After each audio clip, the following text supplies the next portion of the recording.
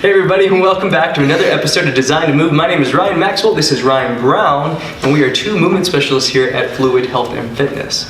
Each week we bring you another topic on a movement distortion or injury cycle that affects the average population. And today we're going to go over Osgood Schlatters or patella tendonitis and how it impacts the knee. We condense all of this information to the table of contents over here if you want to skip to a particular section, and at the very end there is going to be a condensed version so you can use it as a tutorial. If you have questions on the topic, reach out to us at admin@fluidhealthandfitness.com. Remember, this does not substitute actual medical advice, so if this is a trauma issue, make sure to touch base with a physician. On that note, let's get into our topic. First off, let's talk a little bit about the anatomy and how this issue can surface. Most of the time, what we're going to see with individuals that have Osgood Schlatters is it's a youth population issue.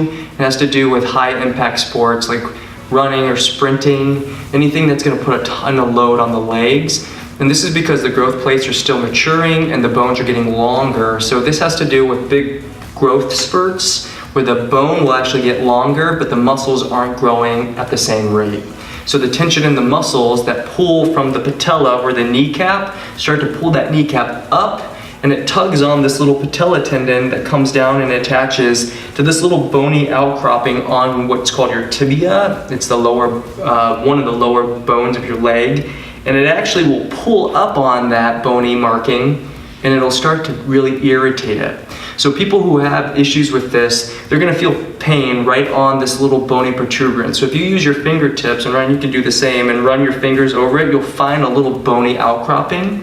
And that's where the patella tendon, the tendon that attaches your kneecap to your lower leg, attaches to. If you put a ton of load into the leg, it can actually pull and rupture that bone off of or that tuberosity right off the bone and create a little actual shaling of the bone. That's really problematic and can kind of get in the way, obviously, of your athletics and sports. We normally see this happen when there's high impact activities, almost like running downhill, when there's gonna be eccentric load into the knee, which means it's gonna bend. Right? So that abrupt stopping as we come down, like running down a hill, would put a lot of pressure on your quads as they're trying to decelerate the bending of the knee and pull up on that patella. So that'll pull it away. Now remember, this is not patella tendonitis. Tendonitis is where the tendon that attaches to the bone is tender. So you could use your fingertips, it's just above that little bony protuberance, and rub it in there. And if it's tender in there, that's the tendonitis, okay? That's the tendon being torn or again being overstretched. The actual Osgood Schlatters is where the bone actually hurts. Make sure that, again, if you're self-diagnosing, that would be the distinction. And if you are feeling that, you may want to go in and see a physician. Okay? For those of you who have the tendonitis or maybe just partial pain there or tenderness, we're going to show you a series of release techniques to help to lengthen the muscles that attach to the patella to become longer so it's not having that upward pull. And then we're going to show you how to strengthen the muscles that help to stabilize the knee and recondition the force coupling relationships around it so that it becomes stable again and it stops creating so much pressure on that attachment point. So the first thing we're going to start with is a release strategy. You are going to need a ball or something that you can use to palpate and do some soft tissue work. We have our fluid ball, you can buy it on our website. Otherwise, grab something like a foam roller. That'll do for today, and let's get into it. For our first segment, we're going to use this ball to do some soft tissue mobilization work on the big muscles of our quadriceps. The quadriceps are the biggest muscle here on the front of our thigh. There's 4 of them, but there's 2 of them that really become a culprit in this issue. The first is called the rectus femoris. It goes all the way up from the patella and attaches to your hip bone up here. And then you've got a second muscle called the vastus lateralis, lateral. It attaches to the patella down here, the kneecap, and then it comes up and attaches to the elbow called the trochanter of your femur.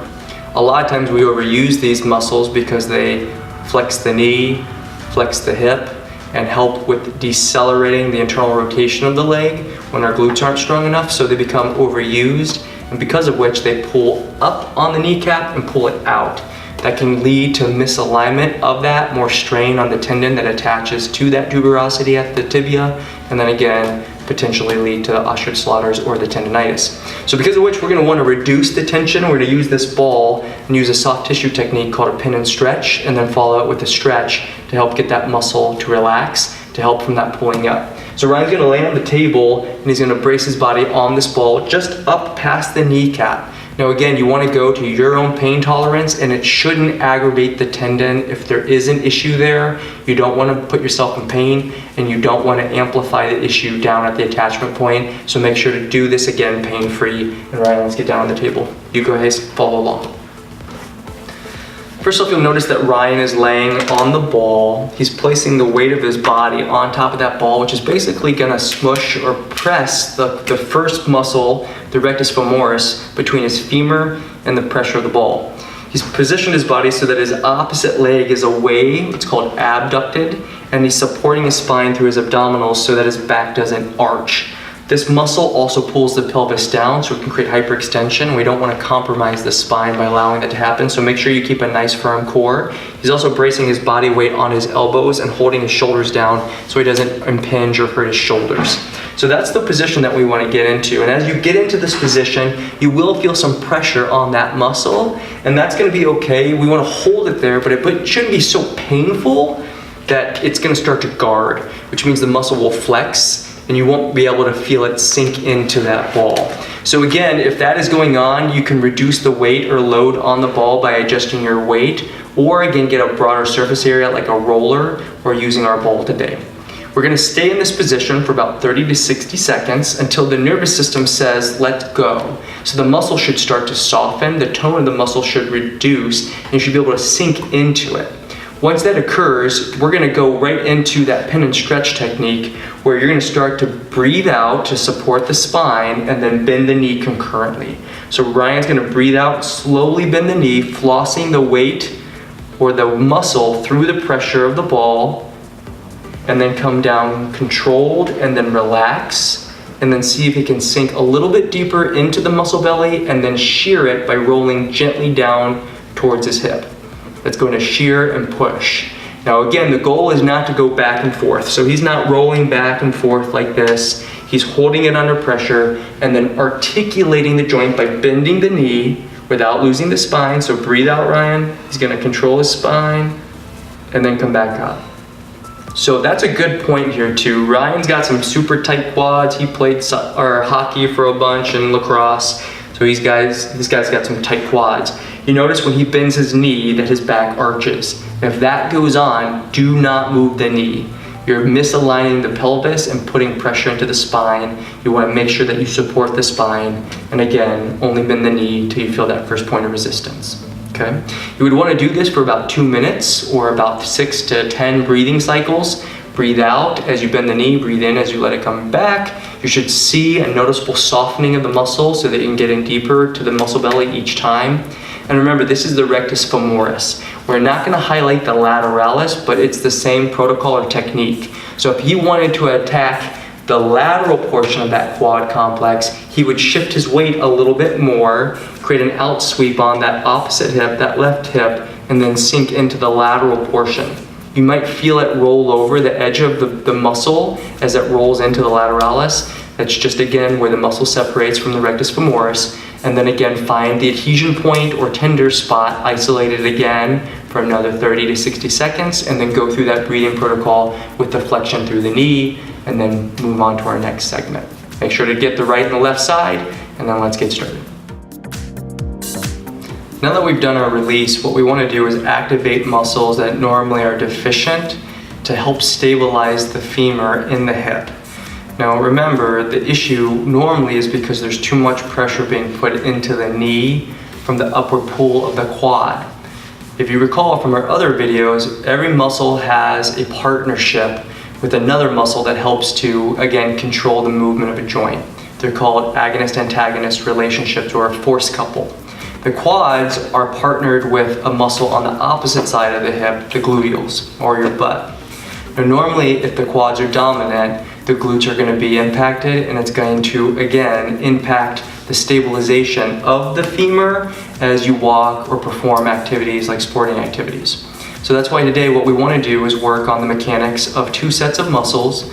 the muscles on the medial side or the inside portion of our hamstring, along with the glutes, so that we can help to stabilize the femur and make sure that the kneecap is tracking in the right angle so there's no distortion of how it's being pulled on. To do that, we're gonna lay down on the ground, and Ryan's gonna do just that on our table. We would ask you to do the same, and we're gonna target the right side. Now recall, if this is on one side of the body, that's fine, but normally these relationships are bilateral, meaning that there's gonna be excess tension on both sides. So we're gonna approach both sides today for this tutorial. So Ryan's gonna lay down, and I'm gonna set him up. And the cueing is important here, so I wanna make sure you understand where we're going with this. He's gonna isolate his right side. So his right arm's gonna come back, his left arm's gonna be adjacent to his torso, and he's gonna try to retract and stabilize his shoulders. His head's gonna be tucked down, so he has a nice neutral centered spine. What I'm gonna focus on here is maintaining the level of my pelvis while engaging the hamstring muscles on the inside of the leg. In order to do that, he's going to place his foot down, pull his toes up, and then rotate his toe inside gently. We wanna make sure that the toe doesn't rotate out, or that when he pushes his hip up, which he's gonna be doing in a second, that his leg doesn't dump open, or that his opposite hip doesn't rotate out or flare out as he lifts up. That's going to be a distortion through the hip, and that means we're not leveraging our medial hamstrings or our glutes efficiently. So we want to avoid all of those. If you see that in your own form, you're going to want to reduce how high you bring your butt up, or maybe go to 2 legs until you can get both of the hips to equally stabilize themselves. Okay, so Ryan's going to start by lifting his left knee up. He's keeping his knees inside of his hip line so that he's anatomically neutral. He's gonna pull his toe up and keep that knee in. If there is pressure at that point where we talked about at that tuberosity, again, do not do this movement. It should be pain-free. He's going to push up through his hip, lift his pelvis off the table, and then slowly breathe out as he brings his hips down. Notice that as he comes up, he's not letting his lower back go into hyperextension, so he's not arching excessively through the back. By breathing out to decelerate and letting his hips down, he's engaging his deepest core musculature to help maintain the stability of his pelvis so that his glute can fire and anchor off of his pelvis efficiently. So we're gonna wanna breathe in as we lift up and then breathe out as we come down. Remember, keep the knee inside, keep the toe internally rotated, and if you want an additional challenge at the top of the press, come on up, gently pull your heel back on that braced affected leg so that you start feeling the inside of your hamstring, and then slowly come down together, breathing out. Good job, Ryan. You would want to complete 2 sets of 20 repetitions on both legs. Make sure to give yourself 60 seconds between each set so that you have adequate time to recover. And then we're going to go into our next movement, which is a strength movement or an overload that's going to teach the nervous system how to keep this working in coordination with that quad. We're going to need to stand up and get to a wall for that. Let's get going. We're going to be completing a single leg squat. For some of you, this may be too much. We want to go and reduce it, so you could do the same thing again on both sides of the body and just practice a squat. We're against the wall here because we're using this as basically a marker. He's going to try to sit down into a squat position and put his butt up against the wall as a brace. He's going to hold the pressure there at the bottom of the squat and then come back up. You can do this from a chair too. It doesn't matter how you would approach it, but we're using the wall for convenience. So the main thing here is remembering that this patella is attached to your quads, and if the quads are too taut, then that's going to pull up on that patella and then pull into the attachment point, straining that tendon and the attachment point. Now, just because they're tight doesn't mean we don't want to work them, so we do want to get them stronger. We want to actually get this connection point stronger, but only after we've increased its mobility, like we did with that soft tissue release technique we did in the beginning. So there's another component that we want to be aware of. When we have flat feet, or what's called pronation, your ankle rolls in. So if you notice this little bone here, it's called your medial malleolus. That's the edge of your tibia. It rolls inward, and you can see how that would twist the bone and then pull into that attachment point, making it even more aggravated. So we're going to want to avoid that as we go through this position. So he's going to do that, and the reason why he has his shoes off today, by maintaining a doming of his foot. That means he's going to pull his big toe back towards his heel, and that's going to help to support the arch of his foot and not allow his foot to rotate in. Okay? Good job, Ryan. So what he's going to do is balance on one leg, pull up his opposite left leg, and he's going to equally flex through his knee and hip and sit his butt backwards towards the wall, slowly controlling the knee placement so that it stays in line with the second toe. He gets to a bottom end position where his butt is against the wall. He's going to hold it for 2 seconds and then come back up and then reset. So once again, we're teaching the mechanics of the knee to slowly control the deceleration of that knee flexion through the quad muscles, the rectus and the lateralis, in their new lengthened position to teach the nervous system how to complete this movement all the time so that you don't have to think about it when you're doing all your sporting activities. Okay? So let's do it again. Keep in mind again, if this invokes pain at all, you would not want to do it, or you would want to reduce the range of motion until there was no pain. Okay, so let's give him a couple more examples. He's going to again bring the knee only to the tip of the toe, sit his hips back, keep the knee tracking right over the toe, and then come up. Okay, one more time. You'll notice that sometimes there's an asymmetry in the hip line. You're going to want to try your best not to let the hip swing out. That's again another indication of a compensation pattern back there with the hamstrings. We want to make sure that we reduce that by trying to keep everything parallel to the floor or parallel to the wall in front of you. Don't let there be an outswing or a drop. That's going to distort again at the knee and create more of an aggravation, and that's what we're trying to clean up, right? So let's try not to do that, or if you see that present in your own frame, reduce again the range of motion. You can't make your body less weighted, right? Okay, so that's that. So again, we're going to do 2 sets of 20. You're going to give yourself again 60 seconds in between. You noticed how slow he went down. He did it to a count of 4. He sat at the bottom, held the position for 2, and then came up for 1. Okay, so make sure to get it out on your body on both sides, and then we're going to finish off with our last movement, the strength movement. Get the glute stronger. Let's get going. So we're going to finish off with a hip extension movement in a side lying position. Ryan's already on the table, and you guys can jump down on the ground if you want to, throw a mat down. But basically what we want to do is isolate the gluteal complex. We talked about that beforehand and how that's going to pose the quad. Well, we want to overload it now that we've integrated it with that last movement we just completed, and we're going to do that in isolation by doing a side lying hip extension. You got to make sure again that your body's in an anatomically neutral position. So Ryan's going to lay down. He's going to support his head so that his cervical spine is in line with his rib cage. So his nose should be right over his sternum. He's going to tuck his chin and pull his hand back so that his head is back over his ribs. So he's going to let me work him. There you go. Keep the shoulders stacked over each other. So the spine should be in a neutral alignment, as it would be if you were standing upright. Okay, so that allows him to isolate the glute without relying on other muscles that he doesn't want to go and get involved. So the first thing is he's going to pull his hips up into a 90. He's going to extend the top leg, and this is going to be on the left side today, but you would do again both sides. And you're going to make sure that both the right and left hip bones are stacked on each other. You can notice that Ryan's got some tension in his opposite leg, his TFL, so his hip swings out. So he's going to roll that over to keep it stacked. And you can see now what happened to his leg because of the tension of his quads. We didn't get the left side on this video. So Ryan, what are you going to do after the video? Okay. So bottom line is if I drill a hole straight down his pelvis, they would be stacked on each other perfectly. Okay. That is very important in the engagement of this glute so that we don't overuse other muscles that we don't want to target. So with that in mind, he's going to breathe out and kick the leg back. And he's going to kick the leg back until he starts to see that outswing of the hip. So you notice that that pelvis started to roll open. He sunk his canoe with his cannon. He can't stabilize the force of his leg by maintaining his pelvis in the center of mass of his pelvis. If that goes on, that's definitely going to lead to compensations down at the knee. So he's going to try his darndest to keep that hip over the other one. Okay, Ryan?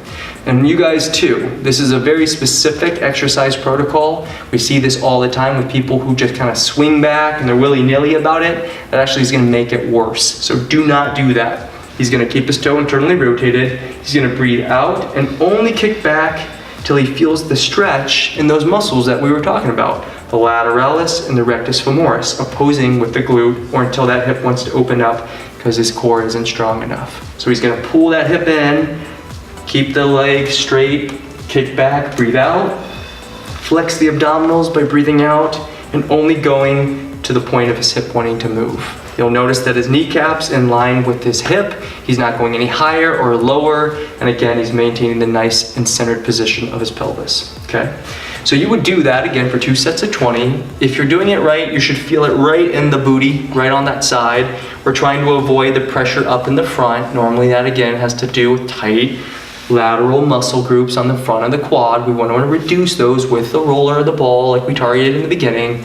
And we want to start to see this start to develop and get stronger with no play in the pelvis, maintaining a nice solid core. It's going to help to maintain the stability of the leg as we do our sporting activities. Okay. If you guys want to get aggressive with it, we can add an additional knee band. You would wrap your knees and do the same movement. It's quite a bit harder. And again, the goal here is to maintain the precision and the alignment of the centered pelvis. If you add this and it starts to get wonky, stop doing it, go back to unloaded. If you do it for 2 sets of 20 with again a nice slow extension, you're definitely going to feel this within about 2 minutes or 20 repetitions. Once again, give yourself 2 or 60 seconds between the sets and then move into the other side, and that would bring us to the end of this video. Hope you guys got a lot out of this. Remember, Osgood Schlatters is a painful condition. It's pretty irritating if you're right in the middle of your sport and all of a sudden you have to get out of the game because it's, again, breaking down. So this is a nice way of helping you to restore the function of that area. It does take some time and it will continue to present as pain as long as you're still growing. So know that this is something that you may have to work on for a while. Our suggestion would be if there is acute pain greater than a 4 or 3 or 4 out of a 10 for more than a week, you probably should go see a physician. If it again is greater than 7 out of a 10 for more than a day or 2, again, go see a physician. And again, if this is something that you can do on your own without those indicators, have at it, do it a couple times a week. And either way, you'll notice a noticeable increase in the stability of your hips, your core, and hopefully your performance should go up. On behalf of, again, myself and Ryan and the team here at Fluid Health and Fitness, again, thank you for joining us. Our design to move, or our body is designed to move, so stay in motion, and we will see you next time for another episode.